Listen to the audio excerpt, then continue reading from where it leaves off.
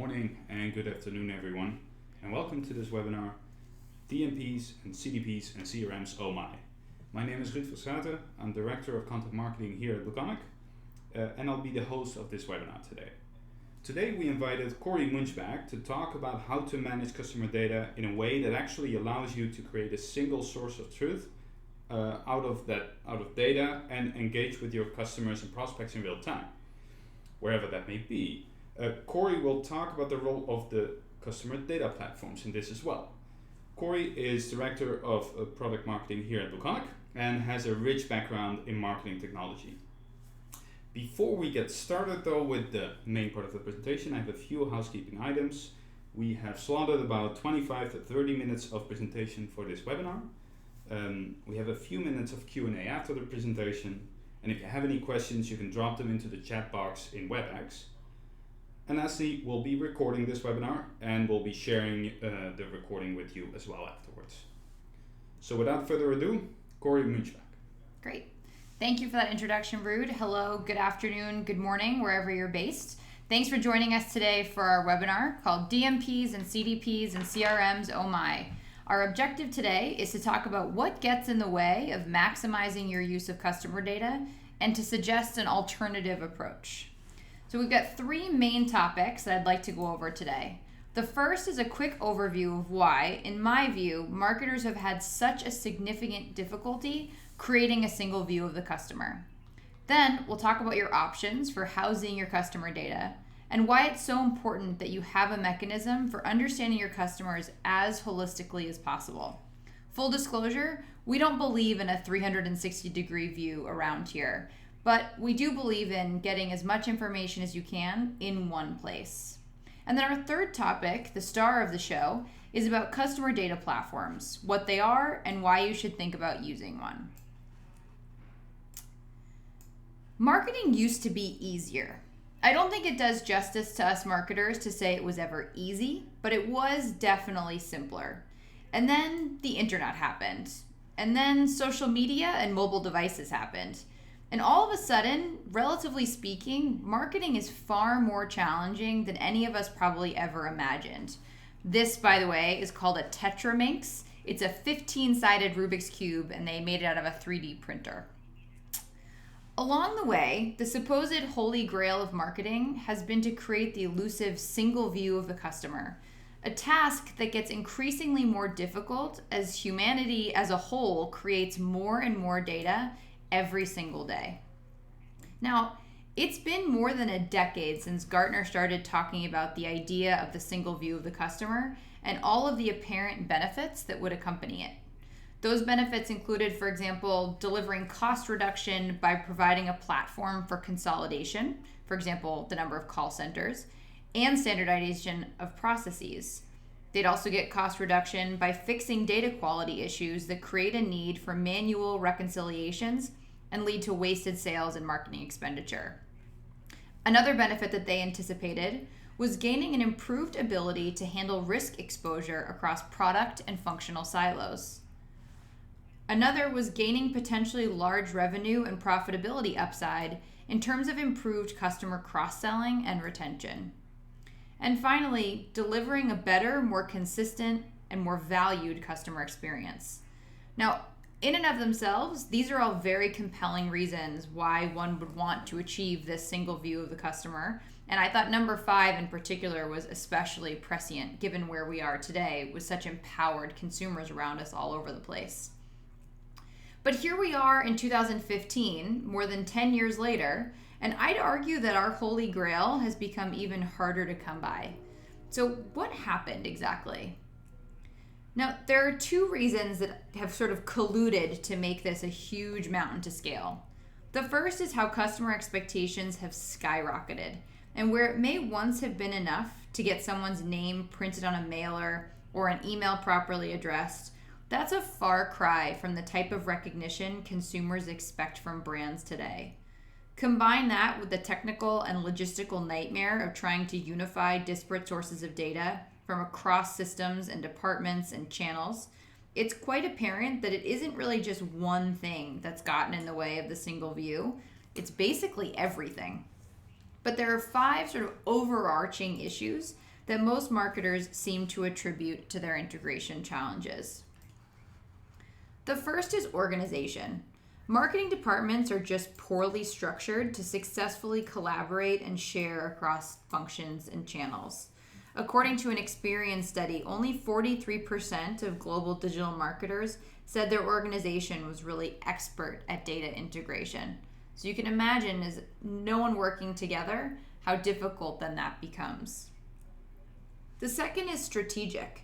Many companies lack a cohesive strategy that would lend itself to the creation of a single approach and therefore view of customer data. And as a study by McKinsey pointed out, the strategy is even more important than the ability to collect or analyze data in terms of being successful. The third is the direct output of a lack of strategy, and that's procedural gaps, and in particular, governance of data in a way that would lend itself to a productive management of a centralized data solution. In a related challenge, there are massive legal issues involved with customer data, increasingly so every day. It seems like we constantly are hearing about a Target or a Home Depot going on about the major defense that they've had to assume about the protection of their consumer data.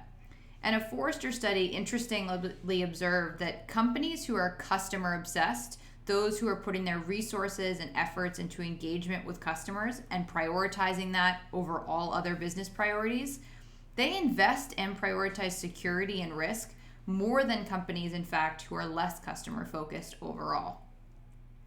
And the fifth and final of these major kind of macro challenges is, unsurprisingly, technological. One study recently found that more than half of marketers have more than 21 technology vendors in their stacks. Each of these technologies is likely dealing directly or indirectly with customer data in order to function, which means there are at least that many views of the customer, all saying slightly different things. Now, it's on this last challenge, the technology, that we'll spend most of our time today. I think we can be honest that it's not really any wonder that despite the fact that consumers want companies to do a better job with the data they collect, almost all marketers are saying that they aren't succeeding at that distributing data around to those myriad systems. So you can see here, almost all marketers say that they have a weak or no capability at all when it comes to distributing profile store data to different marketing technology vendors. And another study found that almost 40% of marketers have at least 10 plus marketing tech vendors. So you can see where the problems lie despite those high consumer expectations. I also want to break into this a little bit in more detail. You can see here that about 71% of marketers rated themselves at least average at collecting data about individual website visitors in a study that eConsultancy did earlier this year. The problem is that it's not enough to collect the data. You have to be able to do something with it. And only 31% of marketers say that they have an average or strong capability for integrating user data from different systems into one profile store. And a meager 16% say that distributing profile store data to different marketing technology vendors is a capability at which they are average or strong. You can see here in particular, only 2% identified themselves as having a strong capability here. And what's not helping is that there are so many different options that could serve as your system of record and house what's commonly called a master customer profile or something to that effect. Each system absolutely has its merits and its contributions, and more than likely, each has its own advocates within your organization that are convinced that the data they manage is the best data, either the most complete, most up-to-date, most extensive, or most relevant for the business. The problem with this approach is that it's inherently not neutral. It's biased toward a given channel or system or function rather than toward the best approach to recognize the individual wherever she connects with the brand. So instead, we have these disconnected experiences from all these separate systems that don't come anywhere close to presenting that unified view that consumers are looking for. I think instead of thinking about creating one single store of data to rue them all in these sort of separated and different prioritization lakes, we should be treating data with a much more federalized approach, where you use a solution that was actually designed to slot in between all existing sources of data, as well as to capture it at the source to create a single customer view. And this is where we encounter the customer data platform. This is a category identified by David Robb and a term that he coined in 2013. And it's a marketer-controlled system that supports external marketing execution based on persistent cross-channel customer data. As Robb wrote when he was introducing CDPs, quote, "As customers interact across more channels, marketers need to not just meet them in every new location, but recognize them and carry on a continuous conversation from one touch point to the next. Marketers can also become more effective by enriching that conversation with information from external sources such as web pages, social media, and commercial databases. Both the carrot of better results and the stick of customer expectations are ever more urgently driving marketers towards building better databases." And that is where he said the CDP can play their most important role. In addition, when Scott Brinker added CDPs to his marketing technology super graphic, he wrote about them being data switchboards, which I'm going to talk about in extent in just a moment. But another kind of key component here that we want to think about from Robb's perspective is that this is a type of database. There's still incredible technical consequences here. So as much as it's a marketer-facing responsibility, this does call on you to collaborate well with your IT department to really make this a successful initiative. So as I said, Brinker called these switchboards of data and identified CDPs as being able to pull data from many sources in high volume into a centralized repository. And it's here that the CDP then correlates and connects the dots, trying to offer a more complete view of the customer. CDPs capture these vast amounts of data, and then depending on the type of CDP you have, may offer different ways to act on it.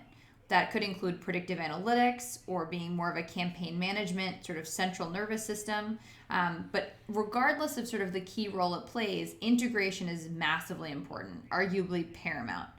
CDPs give marketers new power over their technology too, because a CDP actually makes it easier to integrate solutions seamlessly and or switch to another vendor. So in effect, it gives the marketer a new resource to have more authority, more control over this sprawling collection that is their marketing technology stack today. Now, some of the most common solutions for capturing and or storing customer data are still very useful tools. And they'll have a role even if you have a CDP, but they don't quite measure up to what a CDP can offer in terms of this creation of a single customer view. With CRM, for instance, which is a 15-year-old, originally B2B marketing storage system, it's been sort of retrofitted for B2C, and it's typically just that, a storage mechanism that lacks the flexibility to exchange data outside of batch lists when it exists on its own. One of the other two kind of key middleware technologies, as Brinker calls them, which is the DMP, the data management platform, that was originally invented to aggregate third-party data to find lookalikes and segments for advertising purposes. And it's starting to look more like a CDP, as some have begun collecting first-party data as well, though they have to stay on top of privacy issues because of the PII that they're managing and sort of retaining that separation of church and state. Another type of middleware technology, tag management, is starting to try to leverage their access to first-party data for more profiling work. But most of them actually lack a formal database to store persistent profiles outside of cookies, which also is a challenge for using that profile then with mobile apps. And then another staple of the marketing effort, your email service provider or your cross-channel campaign management system, can also be plugged into your CRM or any of these other solutions, but they often have their own storage capabilities as well, which is primarily for capturing responses to specific outbound communications or campaigns. So it's more that direct response type of recognition that they're able to accomplish. On the other hand, there are sort of three key benefits that a customer data platform really delivers to marketers that are unique to this type of technology. The first is connecting that data from different parts of the marketing stack or marketing experience, recognizing your customers and consumers wherever they engage with you, and then creating individualized experiences that perform better than those that aren't tailored to that person. And there are 3 companies that are really demonstrating what this means for their business. I want to take you through those to really illustrate how these benefits come to life. The Boston Globe Media Group is the organization behind the Boston Globe, and it also has several other Boston area publications and channels that are being read by all sorts of different people across the Boston area and beyond. One of the overarching Globe objectives for working with BlueConic, for example, is to create a central repository for consumer data across all of their products. And by having that, they're looking to gain insight to drive subscriptions, create engaging and personalized content, and to improve their ad sales and targeting. Now, this includes being able to create segments by audience or content or behavior. And with a single profile that all of its different websites and digital properties share, the Globe can better understand who consumes different types of Globe Media Group content and can take specific business actions accordingly. So essentially, I've unified what was 4 different entities into one as far as the customer is concerned, as far as their consumer is concerned. When it comes to knowing the customers who are interacting with you, European soccer powerhouse Ajax has a digital presence that takes many forms. They're on Twitter, Facebook, they have a streaming TV channel that broadcasts in more than 85 countries, a digital magazine, and several versions of its own website. The team's core goal lies in how to facilitate these ultimate brand ambassadors, these big fans that they have, and improve the relationship with them even more. And that really comes down to knowing the most that they possibly can about their fans and having that information available at the point of interaction. Ajax couldn't use its CRM that has all of its ticket holder information to tailor online interactions. So to overcome that, Ajax worked with BlueConic to determine whether each online visitor is a ticket holder.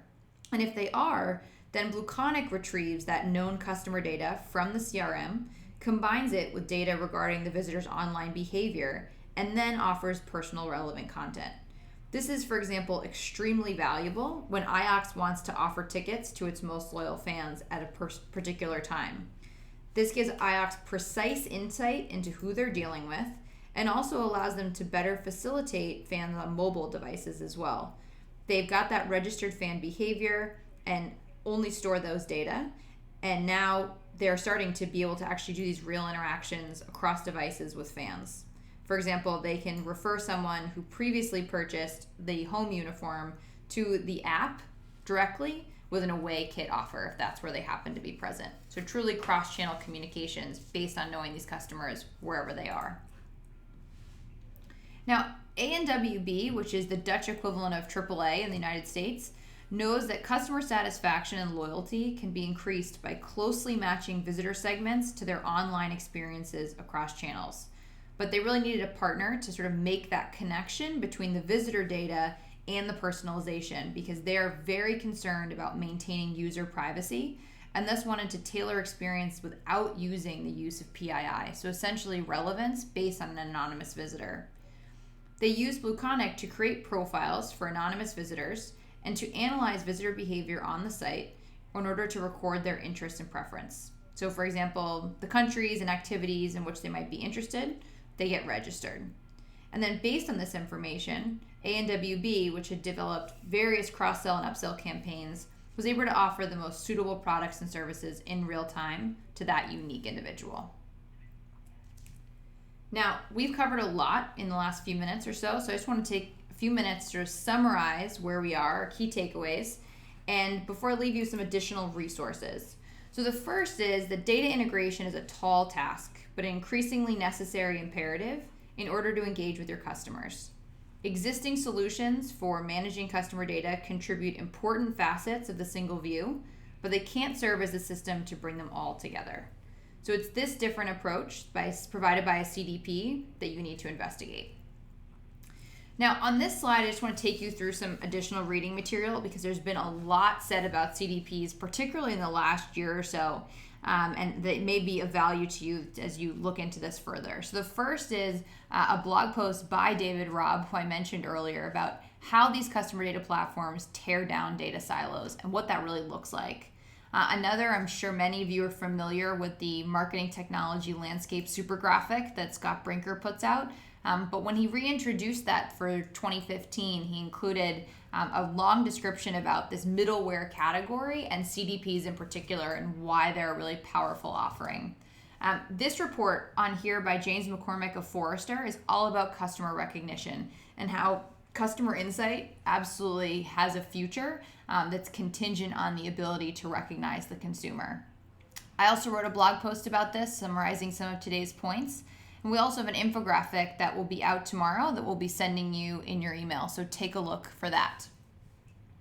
Now we've got a couple minutes here, and I want to make sure we pause and have time for some questions. So Ruud, I know you're monitoring that. What have we got? Excellent, and thanks Corey for your presentation. And as you were rounding up, I was actually reading through some of the questions coming into the chat box. Given time constraints, I've selected two. Great. That I think would make sense to answer centrally. First question that came up was, does a CDP, a customer data platform, only do data, also delivery?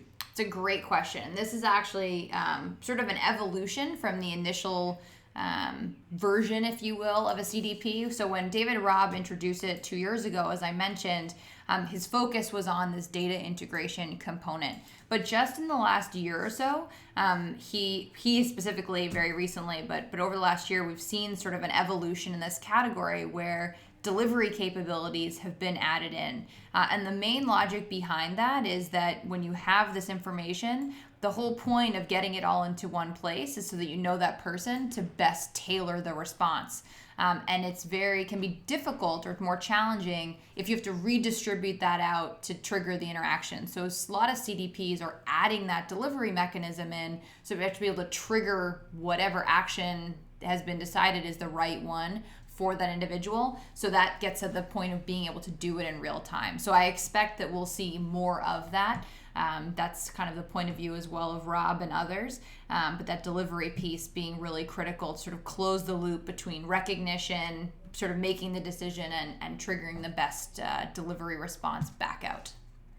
It makes a lot of sense. Thanks. And then the second question that I wanted to ask you centrally, what is the meaning of a customer data platform for advertising?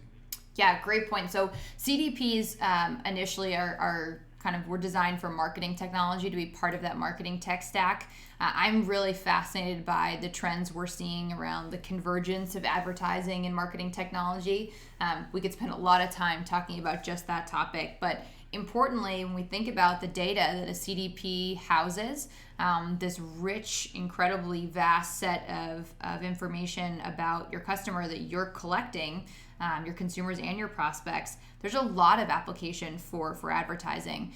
One of the ways, for example, that Blueconic is looking at this is being able to take the data that is being collected on the Boston Globe's website, for example, as a publisher, and being able to give that to DoubleClick for better advertising, and being able to do that again in real time and closing that loop so that you're able to actually leverage that for other scenarios. So that integration with ad tech, something we're certainly keeping a very close eye on, building out integrations around, because I think in the next 12 months, by the end of this year, we're going to have seen a real shift in this division, or kind of a false division at this point, between marketing and advertising. So you're really closing that loop and thinking about it more as the full kind of customer life cycle, rather than separating that up functionally between when they weren't known to you and when they've become known. So a CDP has massive implication for advertising as well, even though it's sort of born out of the marketing tech side of things.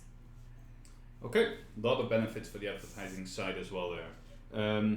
Thanks. And well, looking at the time, let's keep Q&A at this. I know there's a couple questions out there in the chat box. We'll follow up with them one-on-one via email, so don't worry. With that, we've come to the end of the webinar. If you want to learn more about Blueconic and see it for yourself, really, I've set up a landing page which you'll be redirected to if you close your WebEx window. And you can request a personal demo of Blueconic there, so see what this does for your brand specifically. With that, I want to thank Corey for her presentation and everyone for taking the time to join us today. And I hope to see you at one of our next webinars. Thank you. Thank you.